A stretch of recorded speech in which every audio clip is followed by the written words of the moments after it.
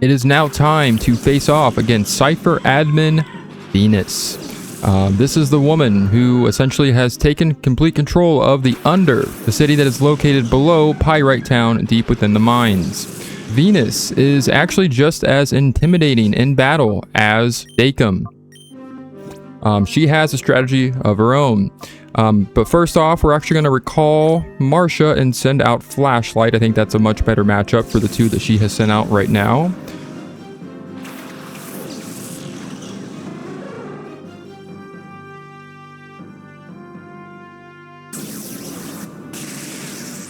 We'll take out Vileplume in one hit. Very nice. Apollo's Side Beam is coming into full effect in this battle. But Lady Venus has a specific strategy that she is going to use in this fight, which is again probably what qualifies her to be a Cypher admin. Sending out Steelix next. She is going to primarily use the move Attract. Every single one of her Pokemon has this move within their moveset.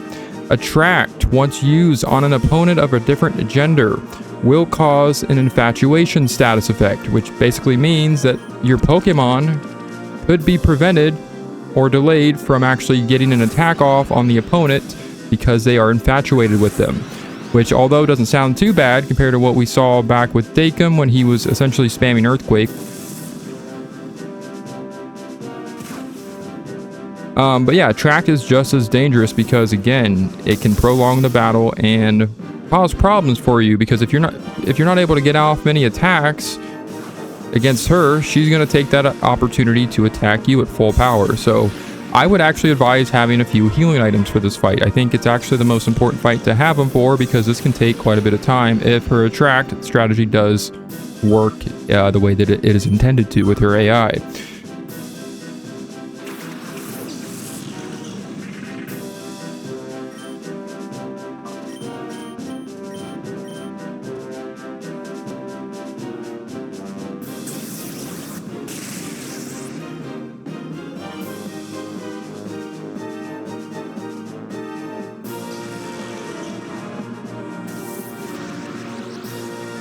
Unfortunately, we lost Apollo. I was just about to heal him, but I was not able to, unfortunately. But we are actually going to have to throw Marcia out there now. I think now is actually a good time. Her Steelix is out on the field, and this is actually what I was saving Marcia for. I just didn't think that it panned that well with the first two that she had sent out. Bayonet goes down, so we are kind of taking her team down actually pretty quickly. I'm actually kind of surprised this is going as smoothly as it is. I feel like the Dakum fight was a lot more challenging, at least in the beginning. And now it's time for her to send out Suicune. This is the second of the 3 legendary Johto dogs that you have the ability to capture. Suicune, obviously, just like with Entei, is a fantastic choice to use on any Pokemon team in this game, or maybe just in general. I, again, am not using any of the legendary Pokemon in this game, so I'm going to pass on using it for my team, of course, but we will be capturing the Thane here right now. Flashlight went down, so 2 soldiers down. We have 4 more members still up. Sage is up next. Let's see what it can do.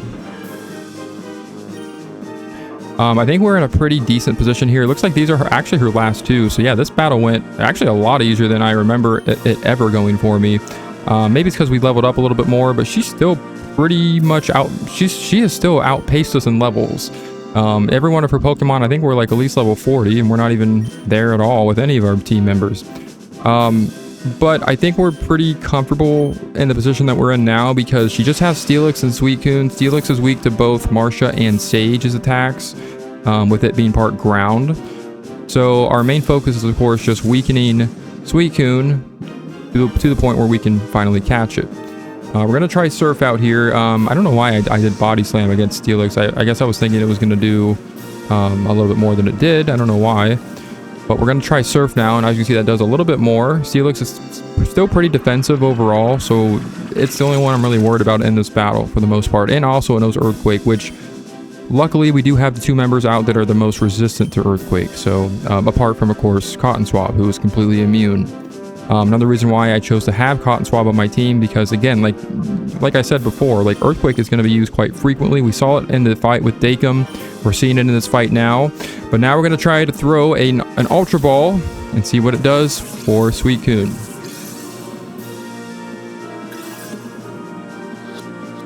Alright, so it failed. I wasn't actually thinking it was going to work that easily. It would have been nice if it did. And I don't know how the hell this thing knows Leer at the level 40, but we'll go with it, I guess. Looks like Marcia is still resisting the attract, even though it obviously did still take effect. We are able to get a yawn in that is going to help us. And this is kind of scary because I'm hoping she doesn't take Suicune out on accident. Marcia goes down. Very unfortunate, but we did get the yawn off, so... Oh, okay, that's a little too close for comfort there. That was, see, that's an example of what I was talking about in the last fight. In the last fight, we got lucky and we had Entei singled out pretty easily, or pretty quickly towards the end, where we didn't really have to worry about that. But now, we still have Steelix on the field, so I really need to take care of that thing. Scorch is up next. It is probably the best choice, other than Sage, to take out Steelix, knowing that it can just use Flamethrower. That's a lot more effective, I think, than Surf, because I think Steelix's steel properties are a little bit more important than its ground properties. We're going to try another Ultra Ball. I'm kind of afraid of if we fail to catch here, we're probably going to lose this one. Alright, that's not what I was hoping for. We're going to see how this battle ends up. And Suicune's now learning, or using Surf in the fight. That is going to be a problem for Scorch. I don't think it's going to survive that, with it being pretty much ×4 weak against any water moves. That's unfortunate, so our plan B has failed. We do have Sage on the field. It's probably going to be my only hope. I guess it's time to throw Cotton Swab out there because it's immune to Earthquake. And this could go really either way. This is actually turning out to be a little bit of a closer battle than I remember, or than it seemed like it was going to be. And if you remember me talking at the very beginning of this series, how I mentioned that in the game, when I really stopped playing as a kid, it was after this fight right here. Because you can kind of see, you know, if you're not really well prepared for this fight, which I still think I was for the most part. Again, I just think I'm very underleveled. I probably should have, again, taken care of that. I don't know why I didn't before this. Maybe grinded up a few levels off screen, but we didn't do that. But you can basically kind of see how this can end up if you're not well prepared. This can be very frustrating, especially if you know, make it this far in the game, as a, you know, especially as a kid. Like, I was very excited to continue playing the game, and this is the part where I kind of stopped, kind of lost hope in my abilities. But we're gonna see what we can do here. Suicune is still fast asleep. It's still pretty weak. Even though we haven't had a great amount of success with it actually catching in the Ultra Balls. I think if we just keep trying, we will get it. I'm just hoping that Steelix is smart enough not to use Earthquake, because it's not really gonna do much to the opponent, or to the members I have out on the field, so I don't think that it would make any sense. But the AI has been known to do some pretty crazy stuff in this game and some other games as well. We're gonna just focus on capturing Suicune. I'm gonna actually heal up Cotton Swab. I cannot afford to have these two go down. They're my last two. We're gonna try yet again another Ultra Ball. It's gotta give at some point. Hold on, because we caught a live one. Suicune is ours. Goes into the PC, and now we just have to deal with Steelix, which is still not going to be a walk in the park. Yeah, this is probably her ace in the hole of her team. You're going to have a little bit of trouble with this thing unless, again, you come prepared or you grind up some levels, which is not the most easiest thing to do. And also with it knowing Attract, that can slow you down even more. Like I said, this fight is... it's a lot of work, and it's a very thought out fight. You know, it makes sense because it's a very important battle. It's a boss battle, but yeah, it's pretty tough. So, but one thing that this game does have that I really much appreciate is the fact that even though some of these fights in these battles can be very challenging and can cause you to use up a great amount of effort just trying to, you know, get through it. In my opinion, that makes it even more rewarding at the end of the day when you do finally actually defeat that trainer. So we are kind of getting close to... I'm not really sure what's going to happen here, but we're going to see if we can put Steelix to sleep. Maybe that'll slow it down a little bit. That's probably exactly where I want it to actually. Give us some more openings. That way we can strike it with some good moves here. We can still use Razor Leaf against it. I'm just going to keep, we're going to keep Sage up because, yeah, we really need Sage to stay in this. I'm actually going to use a Hyper Potion. Or actually, do I have, oh, never mind, I have these Lemonades. We might as well use these up now. Lemonades heal up to 80 HP, so I would definitely utilize those. That's why I grabbed 10 of them from the vending machine back in the under, so from the vending machine back there in the downtown area. Felix is awake. We just want to continue chipping away its health until it finally goes down. Again, another good battle for Cotton Swab to participate in. And that did a little bit more than I was hoping. We also don't have Reflect that we can just kind of throw up to kind of minimize the physical damage from the earthquakes. That's going to be a problem. We'll see how we do. Very close. Do another Sing, put it to sleep.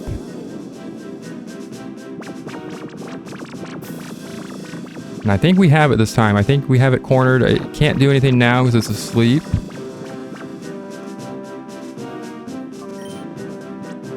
I'll go ahead and use another lemonade just for safety measures here for Sage. That way it doesn't go down for sure. It is still affected by Attract, but it's going to break through it and it's going to finish it off. Very nice. Boom. It goes down. Venus has been defeated. I guess she's not quite as an important figure as he comes off as. Cotton Swab gets a level up. Very much needed. Very much deserved. I'm so glad that didn't go out live on the air. And we get our reward.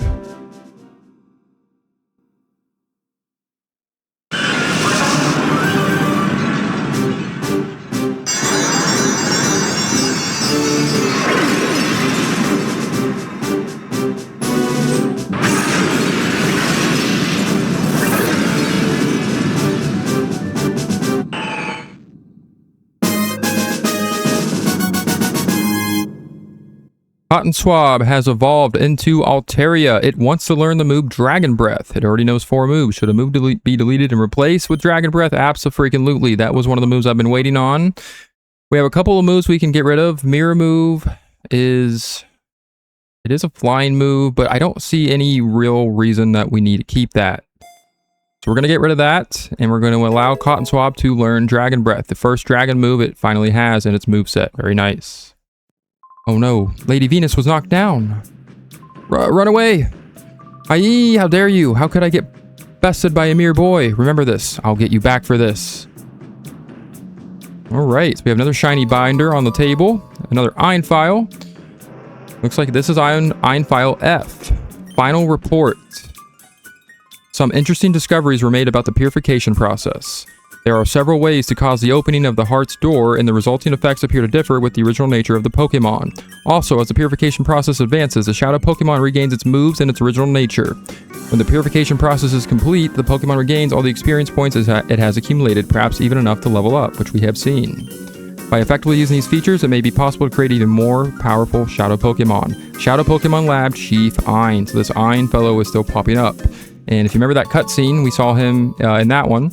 In this chest, we will get a TM. This is TM 45, which is... Let me go back. Attract, believe it or not. Makes it tough for the opposite gender to attack a target. We just saw that in full effect in the battle right there with Venus. So kind of a coincidence that one happens to be right there in that chest. Probably not going to utilize that on my team, but it's a pretty decent strategy, as you can see. So I guess this means that we are now officially live on the air. So I guess this is time to bring the public the breaking news. Venus sucks. And yeah, she's pretty much taken over this town by using some sort of weird mind control by just popping up on the screen and taking over everybody's lives. And that's about it, everybody. Everything sucks. The world is ending. And those gas prices, man, they are awful, aren't they? Anyways, enough lollygagging in front of the camera. If we go downstairs, this looks familiar. We actually have a few pictures here on the wall, which is kind of cool. I love when they show these pictures. We have, looks like a couple of Pokemon from Gen 3. Kind of take a little bit of time to look at them.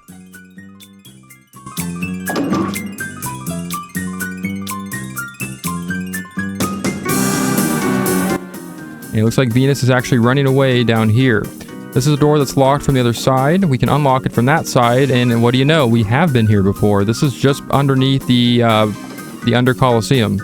I wonder, when is Lady Venus going to give me a Shadow Pokemon? Looking like never at this point, buddy, because we are the ones that are actually putting an end to all that madness. That is insanely wrong, and it's got to stop.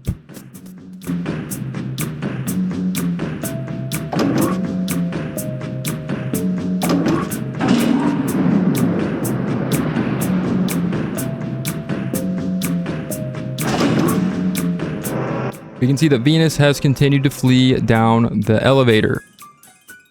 Whoops, there were other spies? You're not getting past me. So as you can see, we have a little bit of a trail of trainers down here. We're going to be getting into some more fights here, so it's definitely a good idea to go back and heal your Pokemon. I did off screen, so we don't have to worry about that. But we are now facing off with Hunter Freyna. So one thing I do kind of want to talk about is sort of the whole inspiration and creation for Lady Venus's design and essentially her character. We can see here there's actually another shadow Pokemon we have up for grabs. It is actually Gligar. So we are going to go ahead and capture that here in this fight as well. But what I was saying about Lady Venus is she was essentially designed to be exactly how you see her as in the game.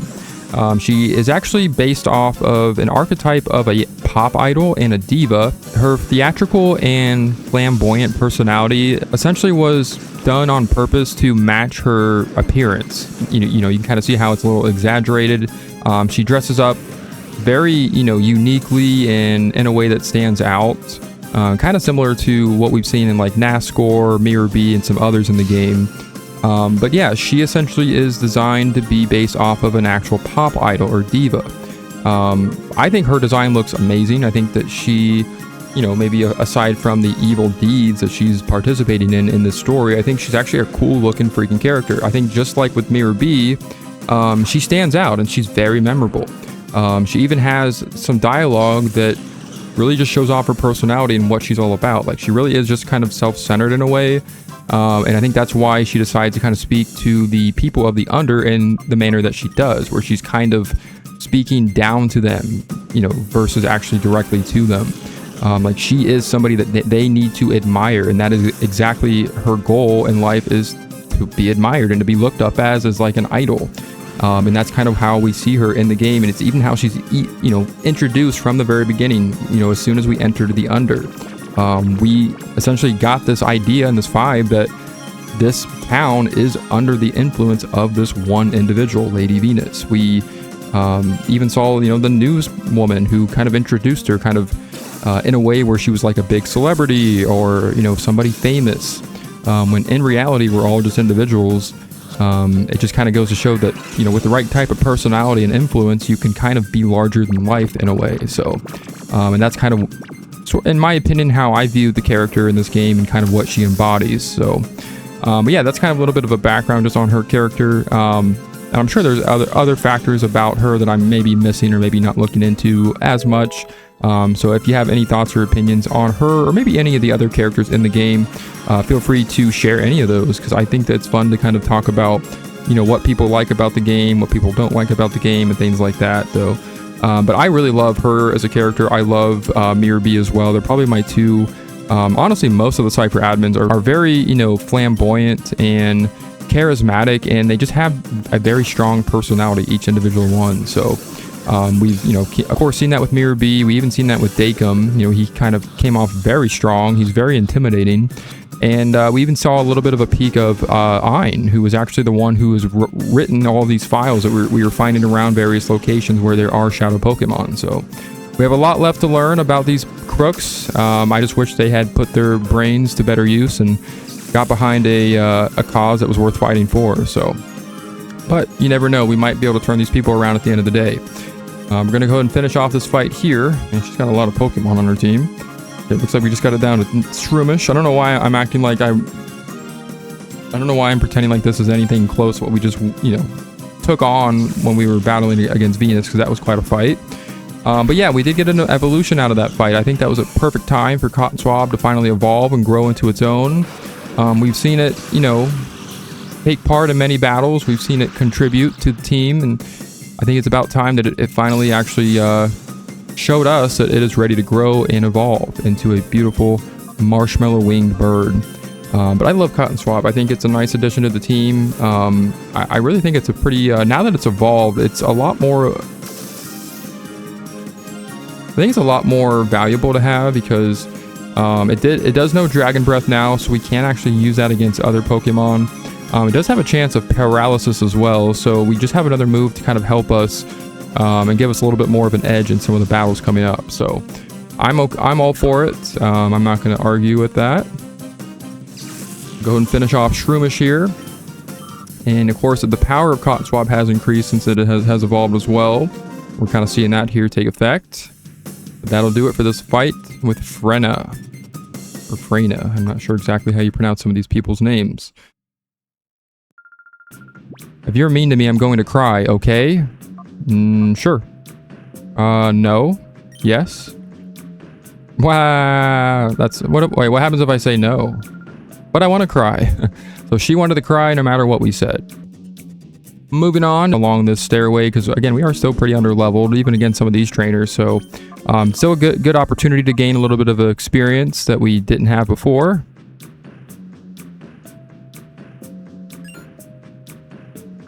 What's this little boy and girl doing all the way down here? What's Frena doing up top? She is sucking. This is what she's doing. No, she actually just lost to a teenage boy that showed her that age doesn't matter. You cannot judge somebody by their physical appearance.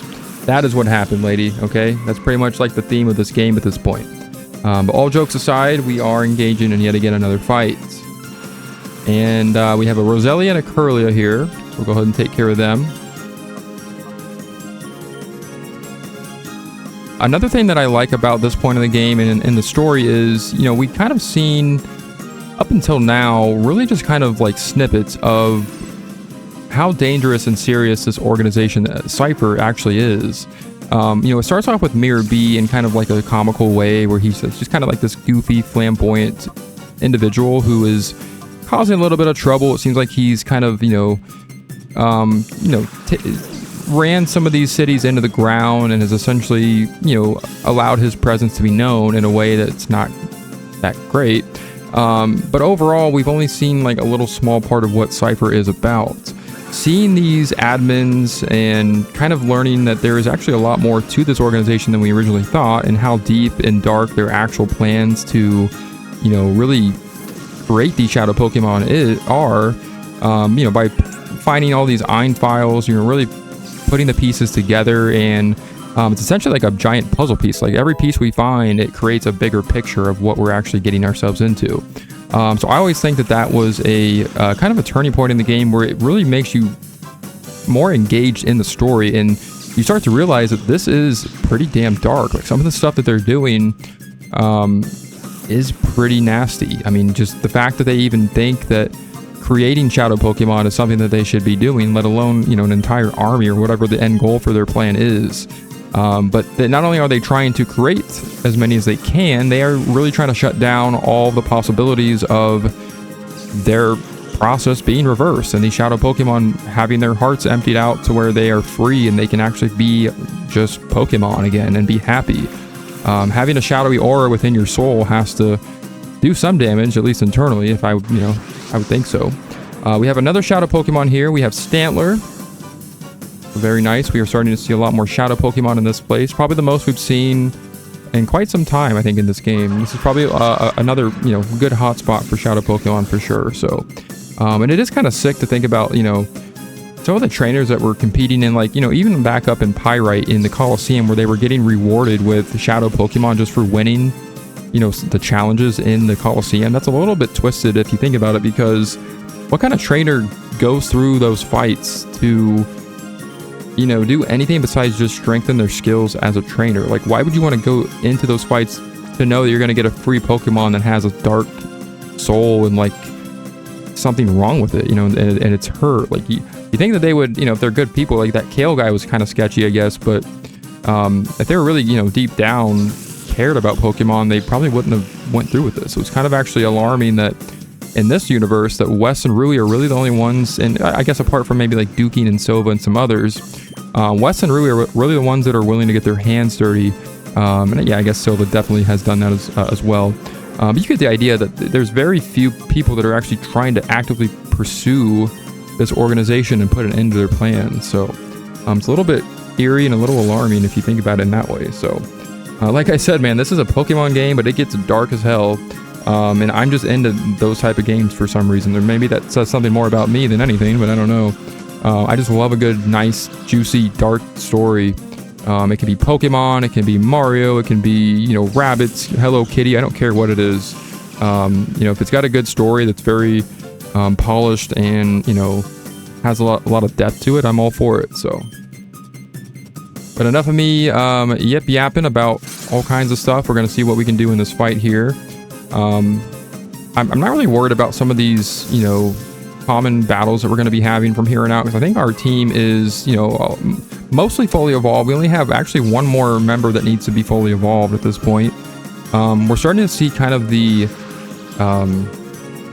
like the final phase of what I wanted my team to be, essentially. Because obviously I had an idea of what these Pokemon were going to evolve into and what kind of moves they were going to learn, and we're starting to kind of see that kind of take shape. So I'm very excited to kind of continue to build my team, because I have a lot of other moves that I want these Pokemon to learn, and there's even a few TMs I am going to probably go back and buy at some various locations and various shops. That way we can kind of add more to our team, and that's really the fun of Pokemon, is you can just kind of teach them whatever moves you want to. This game in particular is a little bit more limited in the Pokemon you can have and some of the moves you can teach them, but it's always like the one part of playing Pokemon that makes it more exciting and enjoyable, is the fact that you can kind of create and build up a team of your own, you know, however you like it. So you can, you know, put whatever moves you want to put on them, and you can have them deleted with the move deleter, which is also in this game, and grow them in any way, shape, or form that you want them to grow. So it's very, very cool to be able to do that.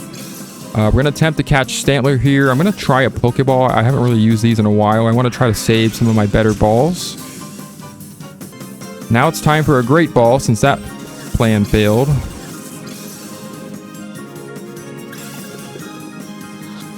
And it's a no-go. Great Ball number 2. Here we go.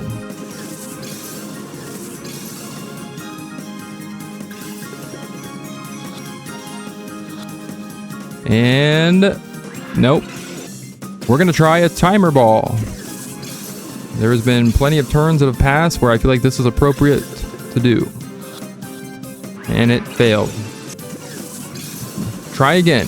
When in doubt, try again. Its health is very low. It's paralyzed. And there it is. Finally, after I don't even know how many attempts that was. We finally got Stantler. What's with this ridiculous power? What's with this ridiculous suckage, ma'am? That's what you should be asking me. I know why Freno up top let you two through. Oh, I get it. I got it real good. Went back to heal one more time. We can actually go through this doorway. Not really where we need to go, but as you can see, we have a couple of goodies in here. We have 2 Timer Balls found in this chest. Those are actually going to be pretty useful in this game as well.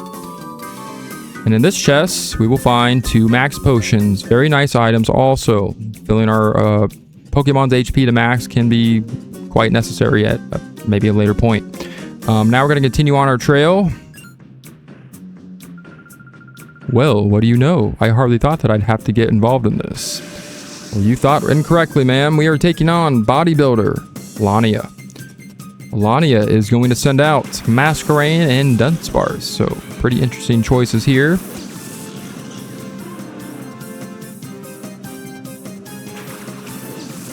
You're going to send out Cotton Swab and Marsha. The blue team is ready to go.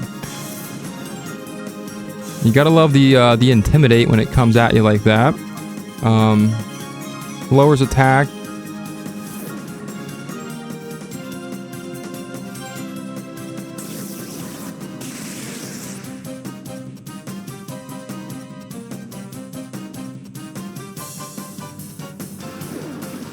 So something else I did not mention when I was talking about how I really like how this part of the game starts to spice up a little bit when it comes to how dark and deep you learn that the story is that Nascor, who I haven't really talked a lot about, is kind of a very interesting character at this point. He's probably the most interesting in the game, in my opinion, other than some of these Cypher admins, because he has this very cryptic vibe to him where you absolutely just don't really know a lot about this guy. He shows up in the very beginning in Fennec City, walking out of the mayor's house, which still was a little bit odd, and we haven't really fully pieced together why that happened.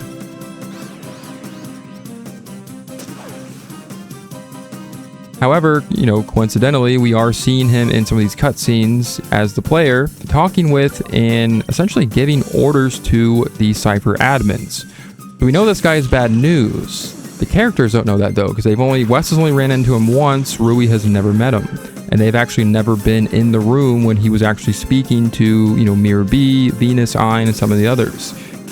So he is a big question mark at this point, because again, from the player's point of view, we know this guy is up to no good, but we don't really know what his full intentions is, other than maybe the fact that he could be dealing with some dealing with some much more important things than the Cypher admins are. So it kind of makes you wonder, what the hell is he involved with? We will learn more about that, of course, as we progress throughout the story. Just don't want to spoil it for anybody that maybe hasn't played this game before. But overall, he is a very interesting looking character. He looks like he's straight out of Final Fantasy. I would like to say that's where the inspiration was for his design, but I just don't have the data to really back that up. I haven't really looked into it that much in terms of why he was designed the way he was. But that's another reason why I like this game, is because these characters just look freaking cool, and their designs are one in a million. Like their designs are just very unique and something that you just really don't see a lot of in games, especially like this one. But yeah, Nascor is definitely a mystery at this point, but he will, I'm sure we will learn more about his involvement in the Cypher organization and kind of what he's all about.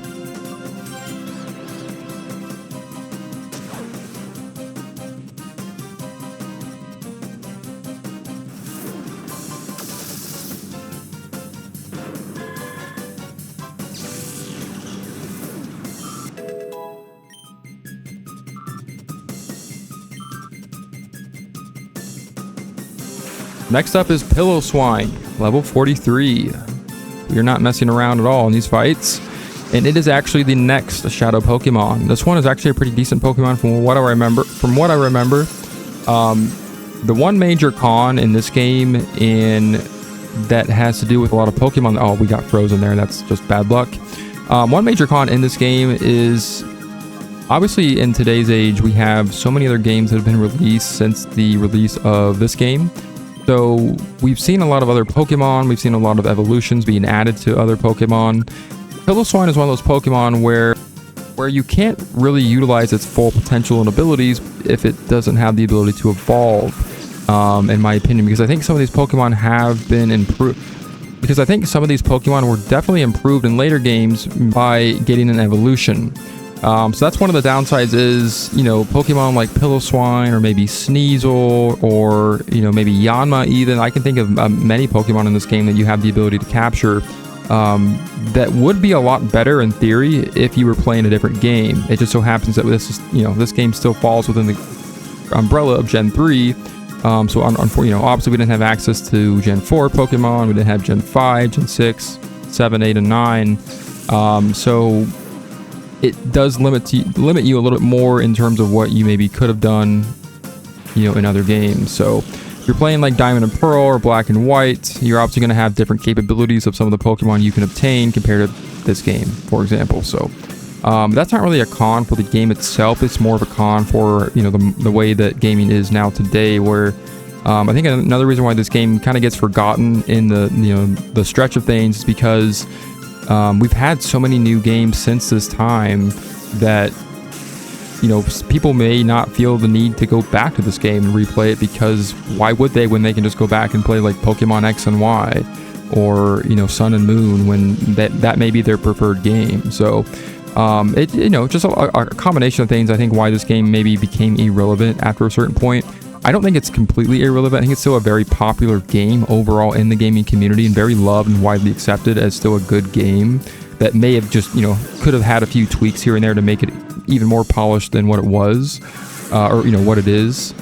But I think overall those are just things that you kind of have to consider, you know, by this day and age. But I think overall that doesn't make it a bad game, and it doesn't really take anything away from it, because again, they were kind of just doing, in my opinion, they were doing the most they could back in 2004, you know, which is when this game was released. If you think about how long ago that was and how much different the capabilities were between then and now, it just kind of makes sense why certain aspects of this game weren't really polished up enough. I think XD follow-up did a lot of things that really made this game even better, because you can kind of compare it and kind of see like what You know, this game was essentially the blueprint for what a couple games that came after. So it's, or at least the, you know, the follow-up game XD. So it's kind of a, you know, if we didn't have this game, we wouldn't have gotten all the good things we got in XD. And maybe some other games that came after that. So who knows?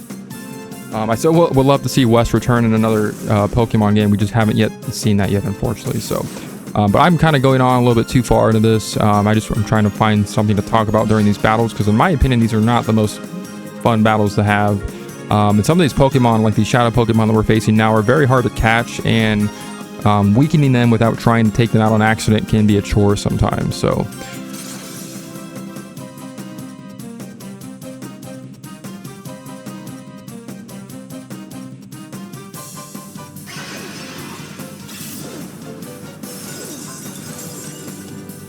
We're going to do what we can. We are so built. Oh man, we got frozen again. Isn't that like the second time in one battle? That's insanely bad luck, but we're going to make it through it. Piloswine is now asleep. We did put it asleep with Yawn. And we're going to see what we can do. Capture it. I'm going to go ahead and we're going to use an Ice Heal. Might as well. When are we ever going to use those again? Like, those are probably the most unused status healing items in any Pokemon game, is Ice Heals. Like, when do you use Ice Heals, you know? I don't know. Maybe Burn Heals too. I don't know. Alright, so Piloswine is looking pretty weak. It is still fast asleep. I think this is a perfect time for our Reflect to wear off, apparently, but also to capture it. So we're going to do that right now. I'm going to start off with a Great Ball.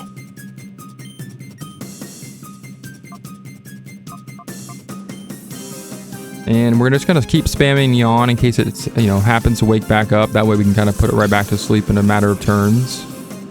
We'll see how this Great Ball does. If I remember correctly, this thing is pretty hard to catch. And apparently my memory is nothing like it used to be, because we caught it in one attempt. Very nice. I will take it. I never, ever thought that I'd take a fall this easily. Well, you know what they say, the bigger the enemy, the harder they fall, so... I'm a loser. I can't show my face in front of Lady Venus like this. At least you're actually pointing out the obvious. Alright, so now that we have taken care of Big Bertha here, I really shouldn't call her names, we are going to head down these stairs, and it looks like we're getting to the bottom now. We finally are.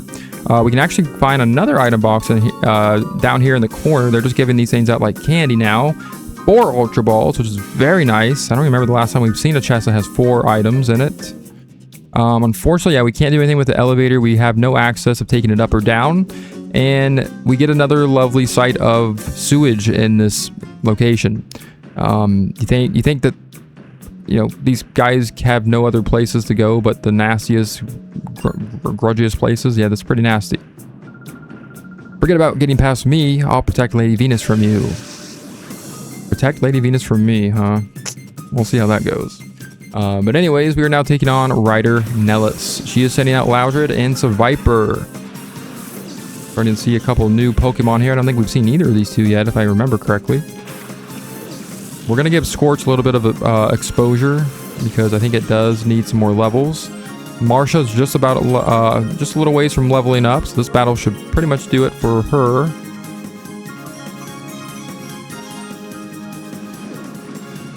We'll start off with the Surf.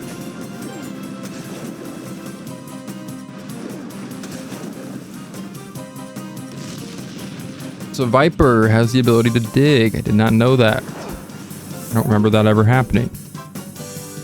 Loudred is using Taunt.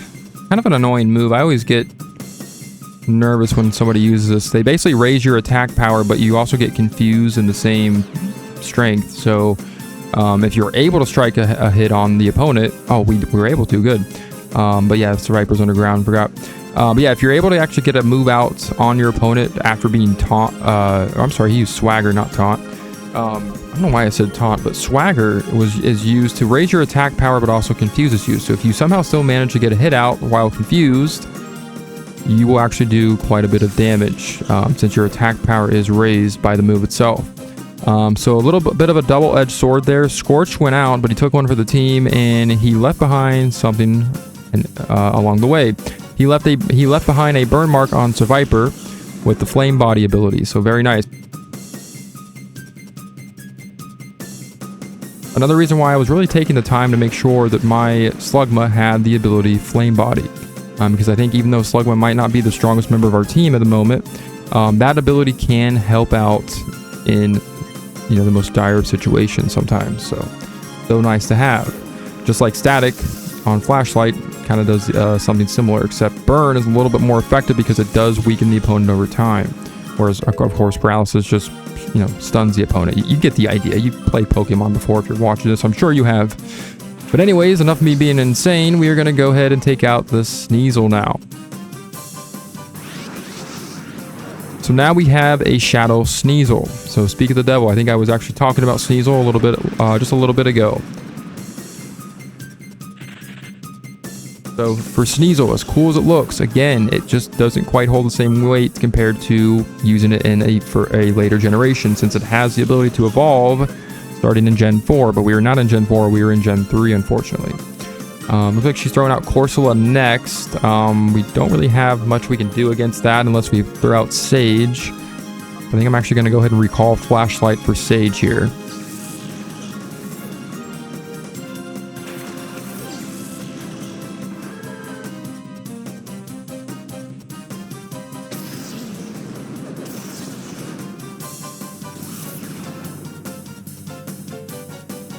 And our defense sharply lowered. We're going to go ahead and get a Yawn out on Sneasel, make it a little bit easier to capture. And yeah, these Shadow Pokemon are pretty much going to be above level 40 from here on out. So that's going to be kind of the norm at this point in the game moving forward. So we do still have a little bit of catching up to do in that respect. So I need to really kind of focus on doing that probably.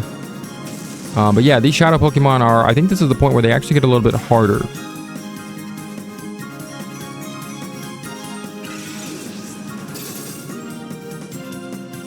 So the days of going up against some easy fights, I think, is a thing of the past at this point. And I know I've kind of already talked about how these fights are pretty much nothing compared to the boss battles, but they can still be a little bit time-consuming, a little challenging because of the level rise here.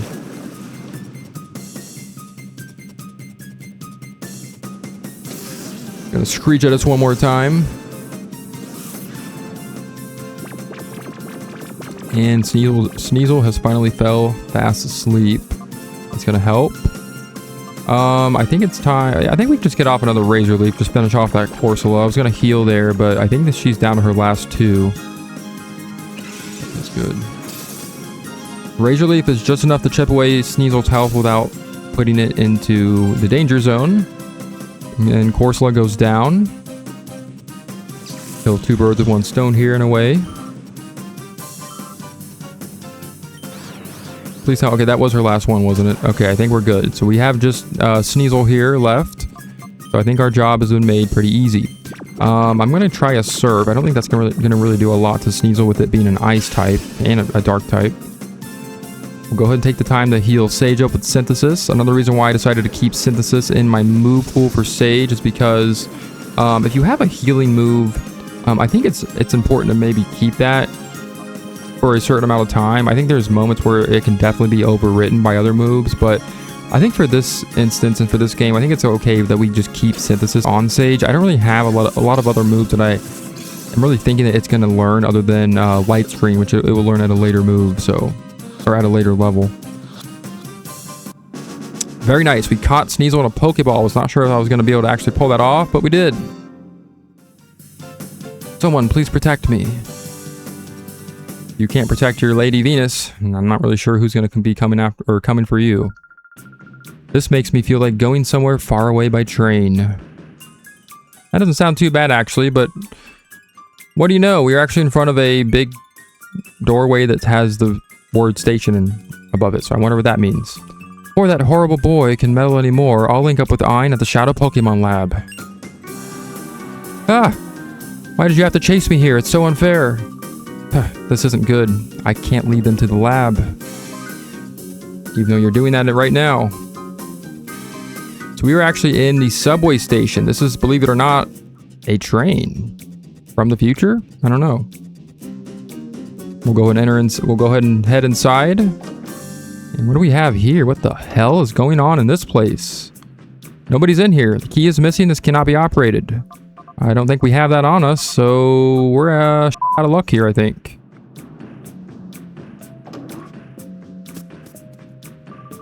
Oh, ho, ho, you are so easy to dupe. See, the key for the shadow liner is right here. You didn't think I would really let you take our train. Ugh. Bye-bye, and this time I mean it. Don't you dare forget about me. Don't you forget about Venus. So yeah, this is actually the shadow liner. This is actually their transportation to the shadow lab, it sounds like. So before actually leaving, we do have a couple of things we can find here. First one being an item box in the center room up north. We will find a black glasses. That's pretty nice. It does raise the power of dark type moves. I'm not sure if we're going to have a lot of use with our team for it, but we have it now. And that's actually really all we can get, it looks like, up here. But we did see Venus run back outside, so we want to go back out. And what do you know? It looks like she left something behind, maybe. We have found the subway key. So she was foolish enough to drop the damn key to the subway. I guess she got scared and wasn't really paying attention to anything that she was doing there. We go back onto the shadow liner. You can see that there's actually cages here. These appear to have been used for transporting shadow Pokemon. So this is very dark. That is just disgusting. The key is missing, but we have it now. I think it's time to actually turn the key and power this sucker on.